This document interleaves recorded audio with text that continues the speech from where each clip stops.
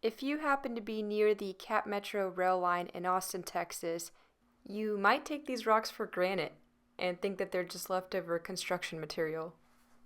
But they're actually relics of the 1800s. And if you take a closer look at them, you'll see these markings where holes were drilled by someone using only hand tools. The goal was to split this rock into chunks that could then be transported to Austin, Texas, so that that stone could be used for the brand new Capitol building. But as you can see, some of these rocks didn't quite make it, and that's because the train that was hauling all of this rock went off the tracks and dropped everything that you see here. And it's likely because the tracks during that time were only 3 feet wide, which isn't as wide as today's standards. And when you combine that narrow gauge with some pretty sharp turns, it's no surprise that this type of thing happened. And it ended up happening a few times, so lucky for us, we can spot these boulders in a few places around Austin. Now, none of these boulders would even be here if Texas had gone with its first plan for the Capitol building. The new and current building, which was finally completed in 1888, was originally supposed to use limestone from southwest Austin. But this limestone in particular contains a lot of iron, and iron, as you know, tends to rust, and even when it's within a rock, this leaves behind a rusty orange stain. And this is not what the Texas lawmakers had in mind for their brand new Capitol building. But in hindsight, this rusty stone, or should I say this burnt orange colored stone, would have blended in really well with UT Austin, which is just a few blocks down the road. But without this foresight, the contractor instead proposed to import limestone from Indiana because it was a popular stone and it was not known to have any staining issues. In fact, the Co-Cathedral in Houston is made up with this Indiana limestone and it's exceptionally stain-free. But anyways, word soon got out that Texas was thinking of using a non-native stone for the Capitol building, and upon hearing this news, the landowners of a nearby mountain of granite offered to donate this granite for free. And if that wasn't enough motivation to go with Texas granite, the governor at the time, John Ireland, stepped in and told the Capitol Board that they needed to use Texas granite. And he later told the legislature that while he had great respect for the views and opinions of those voting to accept Indiana limestone, he considered it his duty to the people of Texas to refuse that stone and to insist that if any change was made, it should be to Texas granite. So that was that, and because of all these efforts, the Capitol ended up being uniquely Texan. And if they had stuck with using Indiana limestone, the Texas Capitol would have looked nearly identical to the Indiana State Capitol, especially since the building styles are so similar. But the granite is what makes the Texas Capitol building so special. And as impressive as the Capitol building is, the source of that granite has an even deeper story to tell. All that granite came from a mountain of granite that's called Granite Mountain. This is what it looked like before they started cutting into it. It looked a lot like Enchanted Rock, which also has that dome structure. They look similar because they're sisters, actually. They're born from the same parent magma source. So naturally, they're both in the Central Texas area. Granite Mountain is in Marble Falls, Texas, and they've actually been quarrying it since the Capitol project. In fact, the owners of Granite Mountain only donated the granite if the Texas government would extend the railroad to Granite Mountain to presumably allow more granite to be quarried and sent wherever demand was needed. But it's honestly shocking that all of this granite came from deep in the heart of Texas. It's shocking to geologists at least because we know Texas to be mostly made up of limestone, which is all this area here in blue and green, and the rest of Texas, which is all this area in yellow and orange, is mostly a mixture of gravel, sand, and clay. But right here, deep in the heart of Texas, is where we'll find all this billion-year-old pink granite. But how exactly do you get a rock like granite to form, and how did it end up in the middle of Texas? This granite marker at Granite Mountain explains that granite forms when melted rock gets cooled thousands of feet below the Earth's surface. And for that magma to rise and crystallize, it requires a specific geologic setting to trigger that initial melting. There's a lot of magma being melted and cooled in places where two tectonic plates are moving away from each other, like in the Mid-Atlantic Ridge. And if you look on Google Maps, you can see where the two plates are separating from each other, and this is allowing magma to creep up into the crust And when the magma reaches the surface, it'll erupt as a pillow basalt.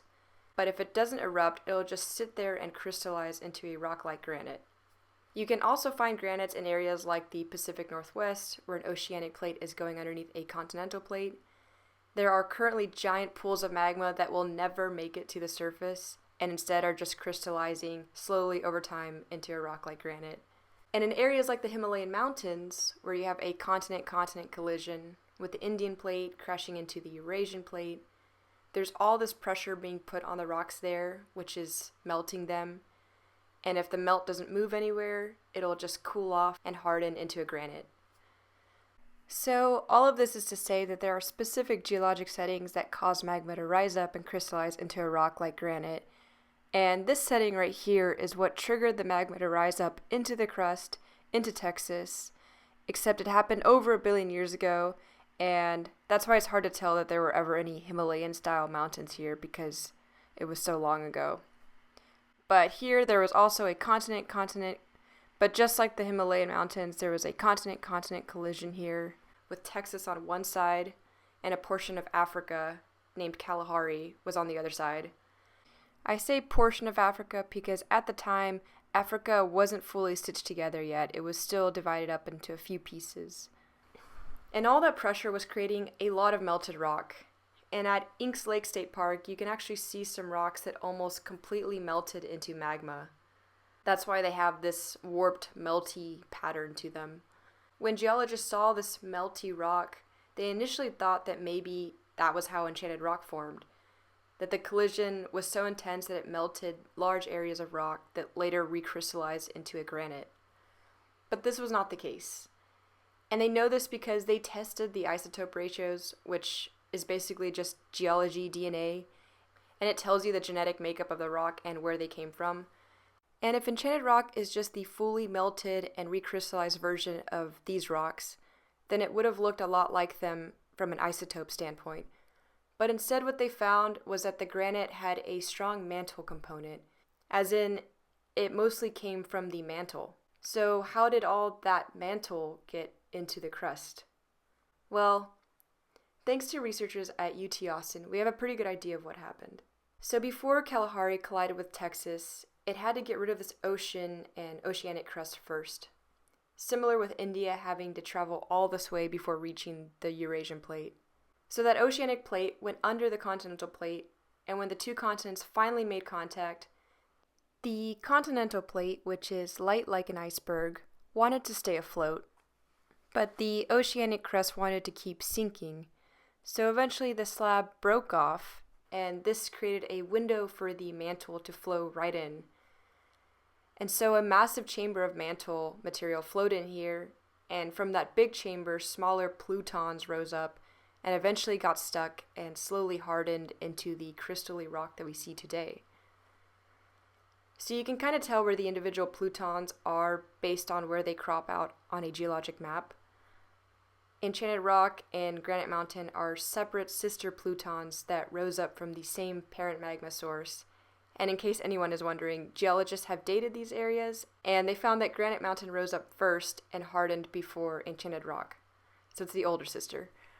So that's that on the geologic history of Town Mountain granite. That's what geologists call all the granite that's here in the Llano Uplift. And if you buy it commercially at Granite Mountain, it's being sold as Sunset Red Granite and a few other varieties. And speaking of selling, the original landowners of Granite Mountain ended up selling it to a company in Minnesota, and that company is still quarrying the granite to this day. And I was curious if they sold Granite Mountain granite as a countertop, because how cool would it be to have a billion-year-old countertop from the Llano Uplift? But it looks like this stone is now mostly used for big projects rather than residential countertops. Or I think you could get it done, but it's got to be really expensive because they have to ship it to Minnesota so that they can shape and process it and then ship it back to you. But as far as big projects go, this granite was recently used for the Heroes Memorial Park in Kyle, Texas. And fun fact, the architects actually insisted on using Texas stone, much like John Ireland, most likely because the whole point of this memorial is to honor people from Texas. But in addition to this memorial, Texas granite has been used all over the United States and even as far as Iceland for the Leif Erikson Memorial. So that's the story behind why Texas has so much pink granite in the Llano Uplift. But before I sign off, there is some bonus geology that I'd like to mention. So inside the Texas Capitol building, which by the way you can visit for free, you can see some columns that are surprisingly made of iron. And if you take a closer look at them, you might be able to see the iron beneath the chip paint. This iron comes from the Weeches Formation in East Texas, which is an iron-rich unit of rock and clay and sand that was formed during the Eocene. And this ore was mined and smelted in East Texas and then sent all the way to the Capitol to be turned into pillars and stuff like the light fixtures in the House of Representatives chamber. And one more thing, even though the Austin limestone was too orange for the exterior of the Capitol, it was still used as the foundation and the backing of the exterior walls of the building. So on that note, thanks for watching, and I'll see you in the next video. Bye!